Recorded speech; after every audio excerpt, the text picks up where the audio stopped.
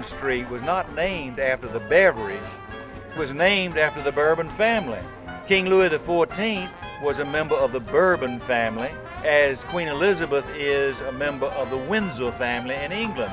So Bourbon got its name from the family of the kings and queens of France and Spain. So this is Bourbon Street. But years ago, the entertainment district called Storyville closed down before World War I, and bit by bit those businesses migrated first to Iberville Street, then known as the Tango Belt.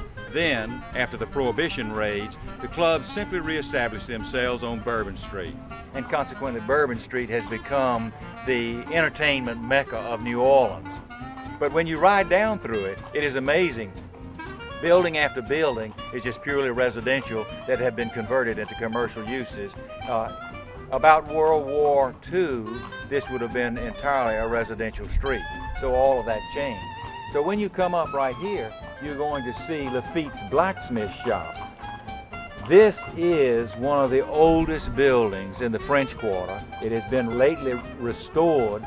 Notice it's briquette entrepotteau. It's a Creole style cottage. Jean Lafitte was a man who came here from the West Indies about the time of the Louisiana Purchase that we talked about, 1803. He had letters of marque from an island called Cartagena that was fighting Spain. So when he came to New Orleans, he didn't consider himself a pirate. He considered himself more a privateer, and he tried always to maintain that. New Orleans was a place where he would fence his stolen goods, so to speak. It is believed that sometimes he may have had a blacksmith shop here. It's not documented. Many things in New Orleans seem to survive on myth, but one way or the other, we can be sure he had a brandy here. We're coming up on John McDonough number 15. This is one of the schools that was built with money from John McDonough's bequest that he made to the city of New Orleans. 39 schools in whole or part all over New Orleans were built. This is one of the examples. John McDonough was one of the men who came over and did exactly what I told you about. He came from Baltimore, and literally he came about time of the Louisiana Purchase, if not a little before, and he then began trading in the commerce that was taking place here in New Orleans, and he became very wealthy. At one time he wrote a letter to a friend of his later in his life, and he said, "I have accomplished my goal. I have acquired all the land around New Orleans."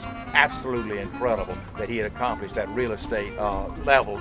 Everybody thought he was a miser. The people jeered at him as being a pauper when he died.